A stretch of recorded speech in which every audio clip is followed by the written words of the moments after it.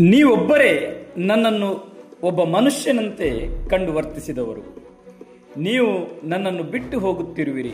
ನನಗೆ ಇದು ಬಹಳ ದುಃಖ ನೀಡುತ್ತಿದೆ. ನಾನು ಹೆಚ್ಚು ಕಾಲ ಬಾಳುವುದಿಲ್ಲ, ಆದರೆ ನೀವು ಹೆಚ್ಚು ಕಾಲ ಬದುಕಬೇಕೆಂಬುದೇ ನನ್ನ ಬಲು ದೊಡ್ಡ ಬಯಕೆ. ಇದು ರಷ್ಯಾ ದೇಶದ ಆಗಿನ ಅಧ್ಯಕ್ಷ, ಜಗತ್ತಿನ ಪಾಲಿನ ನರರಾಕ್ಷಸ, ವಿರೋಧಿಗಳಿಗೆ ಬದುಕಿರುವಾಗಲೇ ನರಕ ದರ್ಶನ ಮಾಡಿಸುತ್ತಿದ್ದ, ಅತ್ಯಂತ ಕ್ರೂರಿ ಸರ್ವಾಧಿಕಾರಿ ಎಂದು ಜಗತ್ತು ಭಾವಿಸಿದ್ದ ಸ್ಟಾಲಿನ್ ರಾಧಾಕೃಷ್ಣನ್ ಅವರಿಗೆ ಮಾಸ್ಕೋದಲ್ಲಿ ನೀಡಿದ ಬೀಳ್ಕೊಡುಗೆ ಸಮಾರಂಭದಲ್ಲಿ ಆಡಿದ ಮಾತುಗಳು.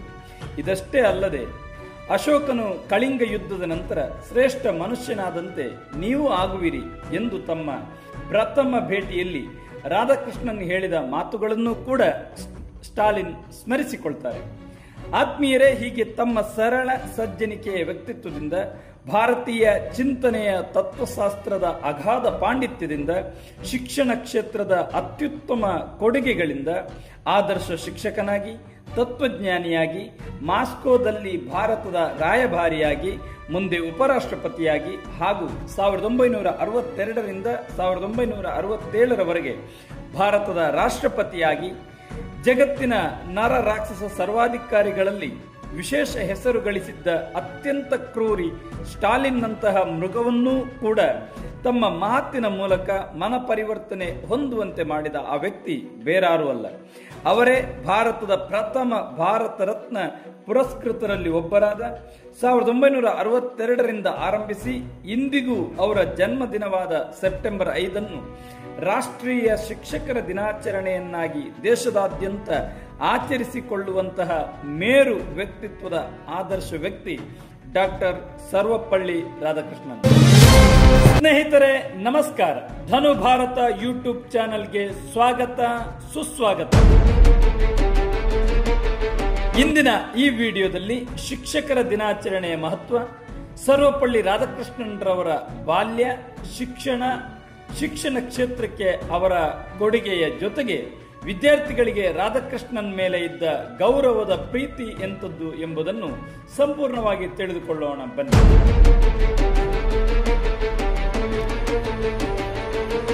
ಸ್ನೇಹಿತರೆ, ಯಾಕೆ ಸೆಪ್ಟೆಂಬರ್ 5 ಶಿಕ್ಷಕರ ದಿನ ಎಂದು ಆಚರಿಸಲಾಗುತ್ತದೆ ಹಾಗೂ ಆಚರಣೆಯ ಮಹತ್ವವೇನು ಎಂದು ಗಮನಿಸುವುದಾದರೆ, ವಿದ್ಯಾರ್ಥಿಗಳ ಭವಿಷ್ಯವನ್ನು ರೂಪಿಸುವಲ್ಲಿ ಶಿಕ್ಷಕರು ವಹಿಸುವ ನಿರ್ಣಾಯಕ ಪಾತ್ರವನ್ನು ಗೌರವಿಸಲು ಮತ್ತು ಗುರುತಿಸಲು ಪ್ರತಿ ವರ್ಷ ಸೆಪ್ಟೆಂಬರ್ 5ರಂದು ಭಾರತದಲ್ಲಿ ಶಿಕ್ಷಕರ ದಿನವನ್ನು ಆಚರಿಸಲಾಗುತ್ತದೆ.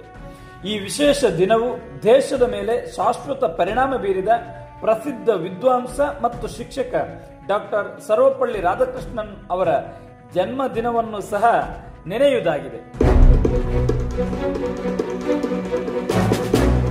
ಪ್ರತಿಯೊಂದು ಧರ್ಮದ ಅಂತಿಮ ಸತ್ಯ ಒಂದೇ. ಪ್ರತಿ ಧರ್ಮವು ಅದರ ಶ್ರೇಷ್ಠ ಗುಣವನ್ನು ತೋರುತ್ತದೆ.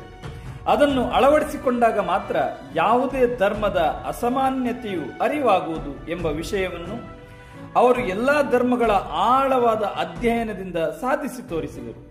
ತಮ್ಮ ವಿದ್ವತ್ ತಪದ ಫಲವಾಗಿ ಯುಗದ ಪರಿವರ್ತನಾಶೀಲ ಪ್ರಭಾವಿ ವ್ಯಕ್ತಿಗಳಲ್ಲಿ ಒಬ್ಬರೆನಿಸಿಕೊಂಡ ರಾಧಾಕೃಷ್ಣನ್ ಅವರು ಆಗಿನ ಆಂಧ್ರ ಪ್ರದೇಶದ, ಈಗಿನ ಸೀಮಾಂಧ್ರ ಮತ್ತು ತಮಿಳುನಾಡಿನ ಗಡಿಯಲ್ಲಿರುವ ತಿರುತ್ತಣಿ ಎಂಬ ಪುಟ್ಟ ಗ್ರಾಮದಲ್ಲಿ 1888 ಸೆಪ್ಟೆಂಬರ್ 5ರಂದು ವೀರಸ್ವಾಮಿ ಹಾಗೂ ಸೀತಮ್ಮ ದಂಪತಿಗಳಿಗೆ ಜನಿಸುತ್ತಾರೆ.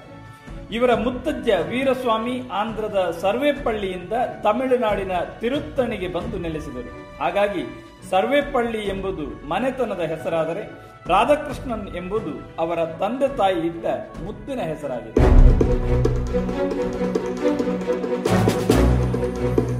ಮುಂದೆ ರಾಧಾಕೃಷ್ಣನ್ರವರ ಶಿಕ್ಷಣವನ್ನು ಗಮನಿಸುವುದಾದರೆ, ಅವರು ತಮ್ಮ ಆರ್ಥಿಕ ಪರಿಸ್ಥಿತಿ ಸಾಧನೆಗೆ ಅಡ್ಡಿ ಎಂದು ಯಾವತ್ತೂ ಭಾವಿಸಲೇ ಇಲ್ಲ.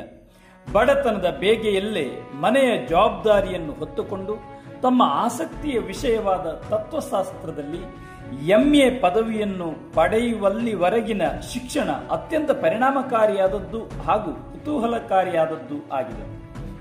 ಅವರ ತಂದೆ ವೀರಸ್ವಾಮಿ ಅವರಿಗೆ ಮಗ ಆಂಗ್ಲ ಭಾಷೆ ಕಲಿಯುವುದು ಇಷ್ಟವಿರಲಿಲ್ಲ.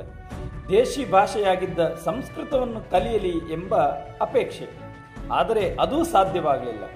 ತಿರುಪತಿಯ ಹರ್ಮನ್ಸ್ ಬರ್ಗ್ ಮಿಷನರಿ ಶಾಲೆಗೆ ಸೇರಿಸಲಾಯಿತು. ಅಲ್ಲಿ ಇಂಗ್ಲಿಷ್ ವಿದ್ಯಾಭ್ಯಾಸಕ್ಕೆ ಹೆಚ್ಚು ಮನ್ನಣೆ ಇತ್ತು. ಪ್ರೌಢಶಾಲಾ ಶಿಕ್ಷಣವನ್ನು ಮುಗಿಸಿದ ರಾಧಾಕೃಷ್ಣನ್ ವೆಲ್ಲೂರಿನ ವೂರ್ಸ್ ಕಾಲೇಜಿಗೆ BA ಪೂರ್ವದ 2 ವರ್ಷಗಳ ಕಲಾ ಪದವಿಗೆ ಸೇರಿದರು. ಮಿಷನರಿ ಶಾಲೆಯ ಶಿಸ್ತಿನ ತರಬೇತಿಯಿಂದ ರಾಧಾಕೃಷ್ಣನ್ ಅವರ ಮನಸ್ಸು ನಿಧಾನವಾಗಿ ಅಧ್ಯಯನದತ್ತ ವಾಲಿತು. ಗ್ರಹಣ ಶಕ್ತಿ ಚುರುಕಾಯಿತು. ವಿದ್ಯಾರ್ಥಿ ಜೀವನದ ಗುರಿಯ ಅರಿವು ಅವರಿಗಾಯಿತು. ಶಿಸ್ತು ಗಾಂಭೀರ್ಯಗಳೊಡನೆ ಅಧ್ಯಯನಶೀಲರಾಗತೊಡಗಿದರು.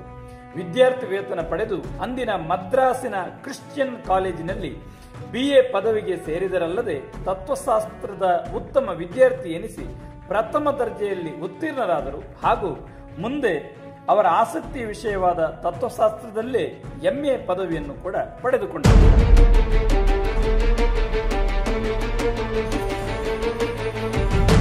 ಶಿಕ್ಷಕನೊಬ್ಬನ ಗೌರವವು ಬೋಧನೆಯಿಂದಲೇ ವೃದ್ಧಿಸುವುದು. ಅದರ ಜೊತೆಗೆ ವ್ಯಕ್ತಿತ್ವದಲ್ಲಿನ ಸೌಜನ್ಯತೆ ಹಾಗೂ ಸ್ನೇಹಶೀಲತೆ ಸೇರಿಕೊಂಡರೆ ಎಲ್ಲರ ಗಮನವನ್ನು ಆತ ಸೆಳೆದುಕೊಂಡು ಬಿಡಬಲ್ಲ. ರಾಧಾಕೃಷ್ಣನ್ರವರ ವೃತ್ತಿ ಜೀವನವನ್ನು ಗಮನಿಸುವುದಾದರೆ, ಶಿಕ್ಷಣ ಇಲಾಖೆಯ ಉಪ ಸಹಾಯಕ ಇನ್ಸ್ಪೆಕ್ಟರ್ ಆಗಿ ಮದ್ರಾಸಿನಲ್ಲಿ ಮೊದಲ ಸೇವೆಯನ್ನು ಆರಂಭಿಸಿದರು. ಅನಂತರ ಮದ್ರಾಸಿನ ಪ್ರೆಸಿಡೆನ್ಸಿ ಕಾಲೇಜು, ಸೈಯದ್ ಪೇಟೆಯ ಟೀಚರ್ಸ್ ಟ್ರೈನಿಂಗ್ ಕಾಲೇಜು, ಆಂಧ್ರದ ಅನಂತಪುರ ಹಾಗೂ ರಾಜಮಂಡ್ರಿಯ ಸರಕಾರಿ ಕಲಾ ಕಾಲೇಜುಗಳಲ್ಲಿ ಸೇವೆ ಸಲ್ಲಿಸಿದರು. ಈ ಅವಧಿಯಲ್ಲಿ ಸಂಸ್ಕೃತವನ್ನು ಪಂಡಿತರಿಂದ ಕಲಿತರಲ್ಲದೆ ಗಾಂಧೀಜಿಯವರನ್ನು ಭೇಟಿ ಮಾಡಿ ರಾಷ್ಟ್ರೀಯ ಹೋರಾಟವನ್ನು ಬೆಂಬಲಿಸಿ ಲೇಖನಗಳನ್ನು ಬರೆದರು.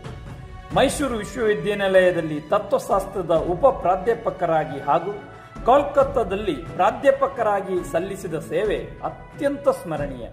ಇದಲ್ಲದೆ ಆಂಧ್ರ, ದೆಹಲಿ, ಬನಾರಸ್ ವಿಶ್ವವಿದ್ಯಾನಿಲಯಗಳಲ್ಲಿ ಉಪ ಕುಲಪತಿಯಾಗಿ ಕೂಡ ಸೇವೆಯನ್ನ ಸಲ್ಲಿಸಿ ಅವುಗಳ ಅಭಿವೃದ್ಧಿಗೆ ಶ್ರಮಿಸಿದರು. ಆಕ್ಸ್ಫರ್ಡ್ ವಿಶ್ವವಿದ್ಯಾಲಯದಲ್ಲೂ ಸಂದರ್ಶಕ ಪ್ರಾಧ್ಯಾಪಕರಾಗಿ ಕಾರ್ಯನಿರ್ವಹಿಸಿದವರು ರಾಧಾಕೃಷ್ಣನ್. ರಾಧಾಕೃಷ್ಣನ್ ಅವರ ಬೋಧನಾ ಶೈಲಿ, ನಿರರ್ಗಳತೆ, ವಿಷಯದ ಮೇಲಿನ ಪ್ರಭುತ್ವ ವಿದ್ಯಾರ್ಥಿಗಳನ್ನು ಬಹುಬೇಗ ಆಕರ್ಷಿಸಿತು. ತಮ್ಮ ಪ್ರಾಧ್ಯಾಪಕತ್ವವನ್ನು ಯಾವಾಗಲೆಂದರೂ ಆವಾಗ ಕಳಚಿ ಏರು ಜೌವನದ ಯುವಕರಂತೆ ಹಾಸ್ಯ ವಿನೋದಗಳಲ್ಲಿ ತೊಡಗುತ್ತಿದ್ದ ರಾಧಾಕೃಷ್ಣನ್ ಎಲ್ಲರ ಅಚ್ಚುಮೆಚ್ಚಿನ ಗುರುಗಳಾಗಿದ್ದರು.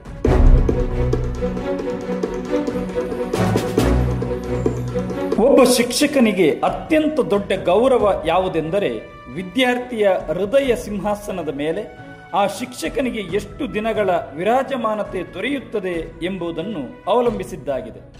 ರಾಧಾಕೃಷ್ಣನ್ ಜೀವನದ ಮರೆಯಲಾಗದ ಘಟನೆ ಎಂದರೆ, ಅವರು ಕೋಲ್ಕತ್ತಾ ವಿಶ್ವವಿದ್ಯಾನಿಲಯದ ತತ್ವಶಾಸ್ತ್ರ ಪ್ರಾಧ್ಯಾಪಕರಾಗಿ ನೇಮಕಗೊಂಡಾಗ ಮೈಸೂರಿನಿಂದ ಹೊರಟ ದಿನ ಅವರಿಗೆ ಕೊಟ್ಟಂತಹ ವೈಭವದ ಬೀಳ್ಕೊಡುಗೆ ಯಾವ ಚಕ್ರವರ್ತಿಗೂ ದೊರೆಯಲಾರದು.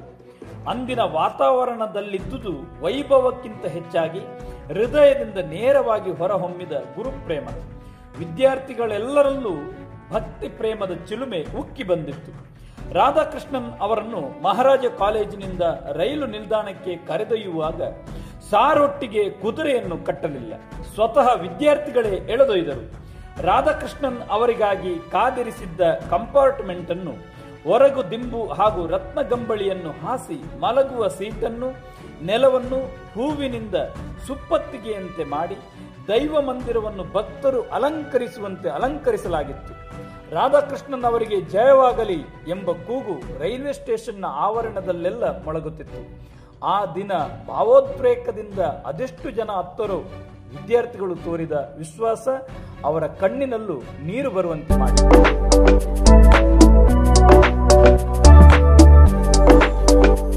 ರಾಧಾಕೃಷ್ಣನ್ ರವರು ತಮ್ಮ ಬರವಣಿಗೆಯ ಮೂಲಕ ಪಾಶ್ಚಾತ್ಯರಿಗೆ ಭಾರತೀಯ ಸಂಸ್ಕೃತಿಯ ಪರಿಚಯವನ್ನು ಮಾಡಿಸಿದರು.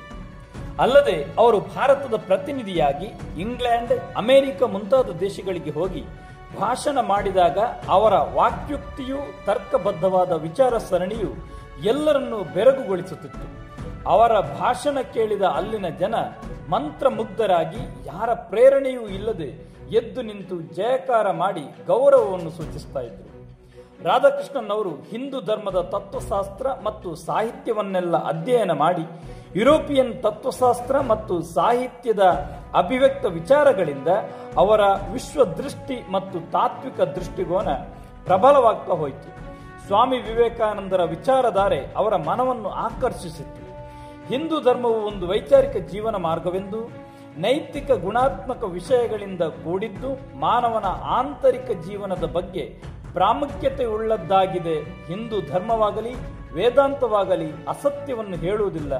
ಭಾರತೀಯ ಚಿಂತನೆಗಳು ಯಾವುದೋ ವಿಚಿತ್ರ ಮತ್ತು ನಿಗೂಢ ಪರಿಕಲ್ಪನೆಗಳಾಗಿಲ್ಲ. ಜೀವನದ ನಾಡಿಮಿಡಿತಗಳನ್ನು, ಸೂಕ್ಷ್ಮ ಮನಸ್ಸಿನ ಚಿಂತನೆಗಳನ್ನು ತಿಳಿಯಪಡಿಸುವುದಾಗಿದೆ ಎಂದು ಸರಳವಾಗಿ ಹೇಳುತ್ತಿದ್ದರು. ಶಿಕ್ಷಣದ ಮಹತ್ವವನ್ನು ಮನಗಂಡ ಇವರು, ಶಿಕ್ಷಣವು ಜೀವನದ ಅವಿಭಾಜ್ಯ ಅಂಗ, ಇದು ಮಾನವನನ್ನು ಪರಿಪೂರ್ಣತೆ ಹಾಗೂ ಸುಸಂಸ್ಕೃತಿಯತ್ತ ಒಯ್ಯುವ ಸಾಧನ ಮಾರ್ಗ ಎಂದಿದ್ದಾರೆ.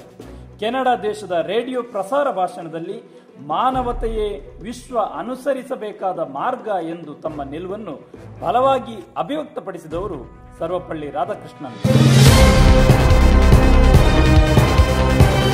ರಾಧಾಕೃಷ್ಣನ್ರವರ ಬಹುಮುಖ ಪ್ರತಿಭೆಯನ್ನು ಹತ್ತಿರದಿಂದ ಬಲ್ಲವರಾಗಿದ್ದ ನೆಹರು ಅವರು ಇವರನ್ನು ಮಾಸ್ಕೋದಲ್ಲಿ ಭಾರತದ ರಾಯಭಾರಿಯಾಗಿ ನೇಮಿಸಿದರು. ರಷ್ಯಾದ ಅಧ್ಯಕ್ಷರಾಗಿದ್ದ ಸ್ಟಾಲಿನ್ ಅವರ ಸ್ನೇಹ ಸೌಹಾರ್ದಗಳ ಭೇಟಿ ಫಲಪ್ರದವಾಗಿ ಉಭಯ ದೇಶಗಳ ಬಾಂಧವ್ಯ ವೃದ್ಧಿಸಿತು. ಇದರಿಂದ ಸಂತಸಗೊಂಡ ನೆಹರು ಅವರು ರಾಧಾಕೃಷ್ಣನ್ ಅವರನ್ನು ಉಪರಾಷ್ಟ್ರಪತಿ ಸ್ಥಾನಕ್ಕೆ ನಾಮಕರಣ ಮಾಡಿದರು. 2 ಬಾರಿ ಉಪರಾಷ್ಟ್ರಪತಿಗಳಾಗಿ ರಾಷ್ಟ್ರಕ್ಕೆ ಅನುಪಮ ಸೇವೆಯನ್ನು ಸಲ್ಲಿಸಿದರು. ಈ ಅವಧಿಯಲ್ಲಿ ಹಲವಾರು ರಾಷ್ಟ್ರಗಳಿಗೆ ಭೇಟಿ ನೀಡಿ ಅಂತಾರಾಷ್ಟ್ರೀಯ ಮಟ್ಟದಲ್ಲಿ ಶಾಂತಿ ಸೌಹಾರ್ದವನ್ನು ಕಾಪಾಡುವಲ್ಲಿ ಯಶಸ್ವಿಯಾದರು.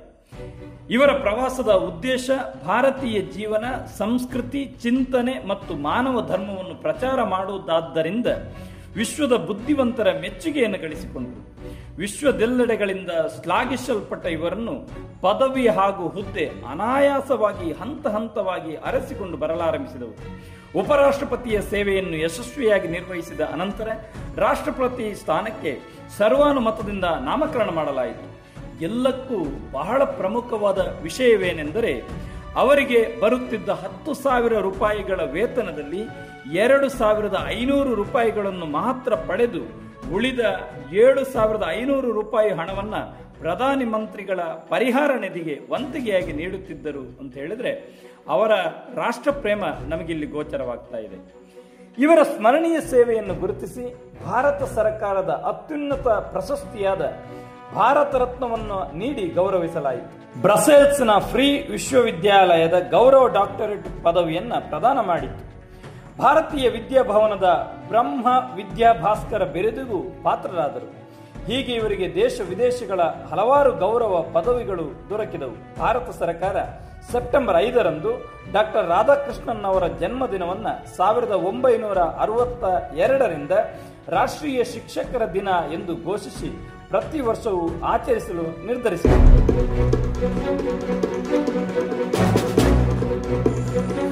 ರಾಧಾಕೃಷ್ಣನ್ ಅವರು ಧರ್ಮ, ಸಂಸ್ಕೃತಿ, ಶಿಕ್ಷಣ, ತತ್ವಶಾಸ್ತ್ರ, ಮನಃಶಾಸ್ತ್ರ ಮೊದಲಾದ ಕ್ಷೇತ್ರಗಳಿಗೆ ಸಂಬಂಧಿಸಿದಂತೆ ಹಲವಾರು ಮೌಲ್ಯಯುತ ಕೃತಿಗಳನ್ನು ರಚಿಸಿದ್ದಾರೆ.